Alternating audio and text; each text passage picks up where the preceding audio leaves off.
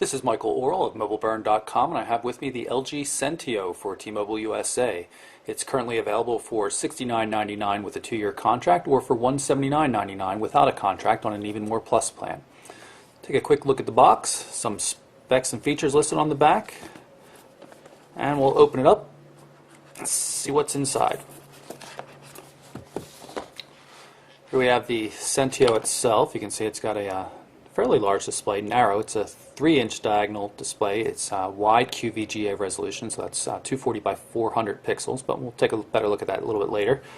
First, let's see what else is in the box. Looks like we've got a start guide and like warranty information, other kind of things like that. USB cable with a micro USB connector on it. That goes with the USB type power adapter. You just plug it right in here or into your computer. And it also comes with a set of stereo headphones with a micro USB connector on it. So we can surmise from that we're not going to find a 3.5mm headphone jack. But this headset does have a nice call button on it, and of course the microphone and everything. So here's the Sentio itself. It's a pretty nice looking little piece of hardware. Feels pretty solid. It's not too big. It's only 11.5mm thick, and it weighs about 93 grams. So let's power it up while we take a look at the hardware design. You see we've got protective covers here on what are probably volume keys. Yeah, volume key and maybe some sort of shortcut key over here. Here is the micro USB charging and headset port. The other side here we've got the camera shutter button. On the back you can see the 3-megapixel camera itself. Up top, another button. It's a lock-unlock button. Lanyard loop fixing point up here in the other corner. Microphone at the bottom. Hardware keys for call send, call end, and a nice dedicated back button. And they're all, of course, physical keys. So let's go through and start by calibrating the device. Use my fingernail here. It's a resistive touchscreen.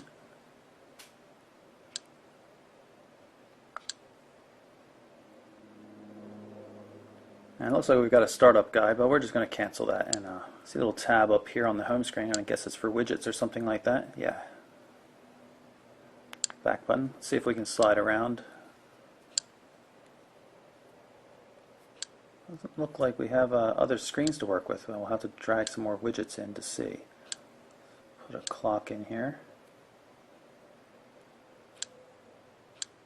Let's see if we can drag something else as well. And now that the widgets are taking up the space, we can actually scroll up and down. The hardware keys down at the bottom have a nice feel to them.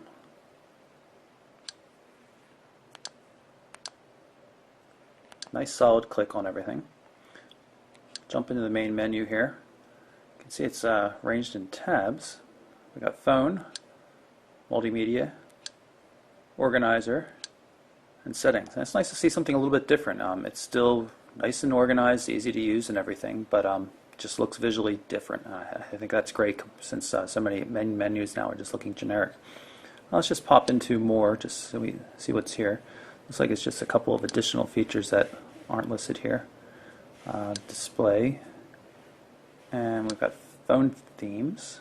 Let's see what else we have. Here's a nice white one. So it looks like we've got, those themes appear to be the same. Let's set the white one for now. We'll probably go back to the black though.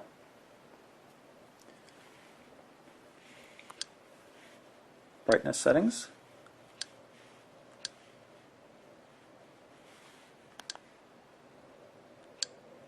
I'm liking the user interface quite a bit. There's no scrolling of the icons though, so you have to be careful. As soon as you tap something, if you try to scroll it, it's just going to launch automatically. As you can see right there, I mentioned I was pulling up the visual voicemail application. Other features of the device include 3G data, of course, and you've got Bluetooth stereo support, so if you have wireless stereo headphones, you can use those. It's got a 900 milliamp hour battery. Let's see if we can pop open the device and take a look at that. You can see it right there. That's good for 6 hours of talk time or up to 16 days of standby time. Micro SD card slot right here. No card included, but you can of course purchase one pretty cheaply. There's the SIM card as well. I'll show you the unlock screen. I'm going to press the unlock button up top. And you'll see it says slide up to unlock. Kind of cool looking. Contacts. It's talking about the mobile backup system.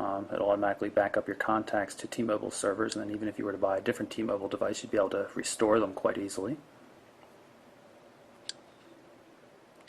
Looks like we've got support for some photo sharing in the camera. We'll have to check that out because you can see previously defined contacts for Flickr, PhotoBucket, Picasa, and things like that. Group support. Speed dial support as well.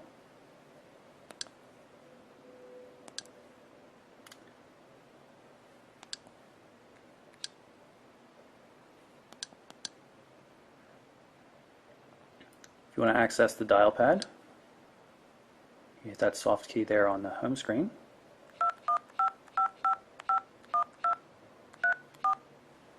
Place a call. Reception on the device, after playing with it for a couple minutes before continuing the video, it seems pretty decent. I've got my hand wrapped around it quite well here, and it's showing still, 2 bars there, which is a lot more than I normally get. I'm going to unlock the screen so I can turn on the speaker. End the call here. Going to activate the camera by pressing the shutter button. It's a fixed focus camera, there's no autofocus at all, so it's pretty easy to use. Just point, click, takes the photo. Press the button again, presumably to take another one. If I tap on the screen, get up settings right here. Very easy to use. Multiple screens of settings. Quite nice. Switch down here, we can go into video recording mode. We're now recording a video. I'm going to move around a bit, maybe try the digital zoom a bit. We'll play that back and see what it looks like. We're now recording a video. I'm going to move around a bit, maybe try the digital zoom a bit. If I tap up here, I can jump into the photo album. Some sample pictures I took. You can see swipe gestures. Doesn't look like there's support for automatic rotation in the camera. So if you shoot in portrait mode, it's going to look a little strange.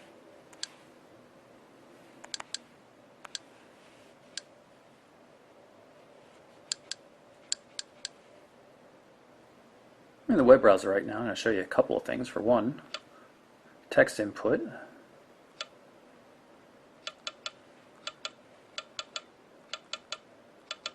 Portrait mode, of course. Also T9 mode available.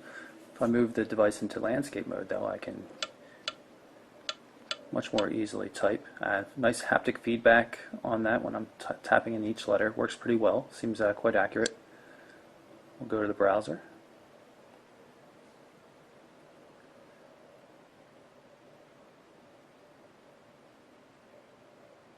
And here's the Mobile Burn mobile web page. Landscape and portrait modes work just fine. And just to see what it looks like, let's try to pull up the full HTML website. And it's not looking so good. Looks like it failed to load completely. It appears to be done and we've got nothing to see for it. Maybe ran out of internal memory, something like that.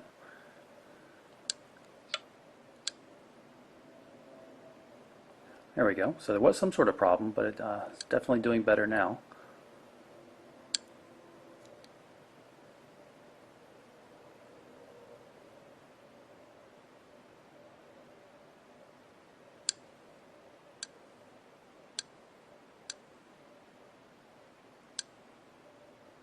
Still loading, but moving around, panning, and not too bad. And while waiting for the page to finish loading, we lost it again. So Not exactly sure what's happening here, but definitely a problem with the browser. Yep, there it is.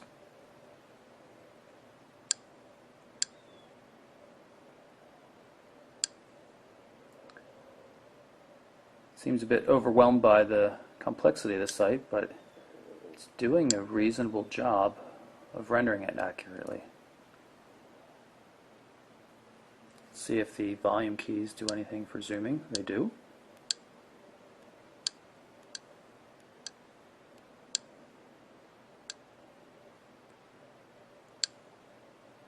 Try a double tap.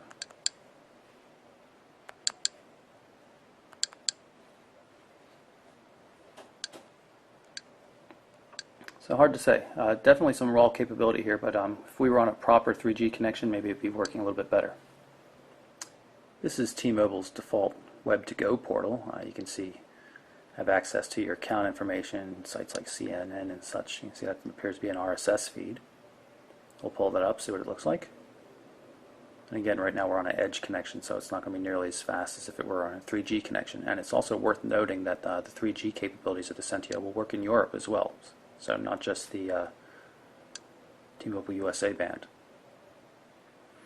And this button I previously showed, if you press that, that brings up a list of actively running tasks, such as Web2Go, and gives you the ability to jump to, say, the home screen or the main menu.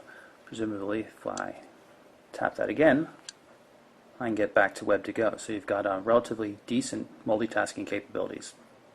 I'm going to tap on this widget here and create a new text message just so you can see what it looks like. This is T9. This, of course, is the full screen QWERTY.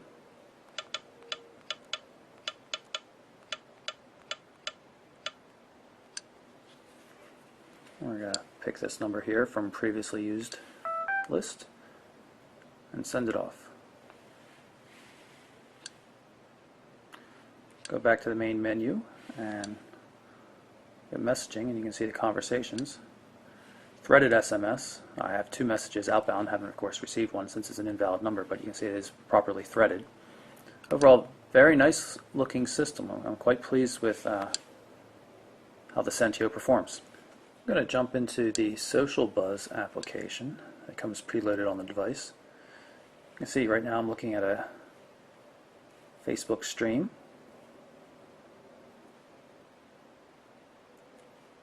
Also Twitter support.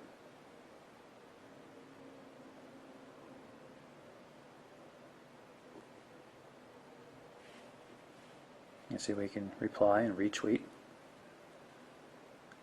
Thumbnails normally come across there, so I'm not sure. It's just taking a little bit longer than usual because of the edge connection probably. Compose a new tweet right there. MySpace support as well, but I don't have a MySpace account. Overall, looks pretty decent, and of course because of the multitasking you can have it run in the background and it can notify you on the home screen and stuff like that when you have new messages. There are a lot of other functions in the phone. You can see there's an alarm clock here, there's instant messaging support, multimedia support, YouTube client, music player, all that kind of stuff. A lot of things, a lot of features for a non-smartphone. It's really quite a decent little package. Good hardware design, feels solid, the touchscreen's responsive, and the price point's not too horrible. So again, that's the LG Centio for T-Mobile USA. I'm Michael Orrell for MobileBurn.com.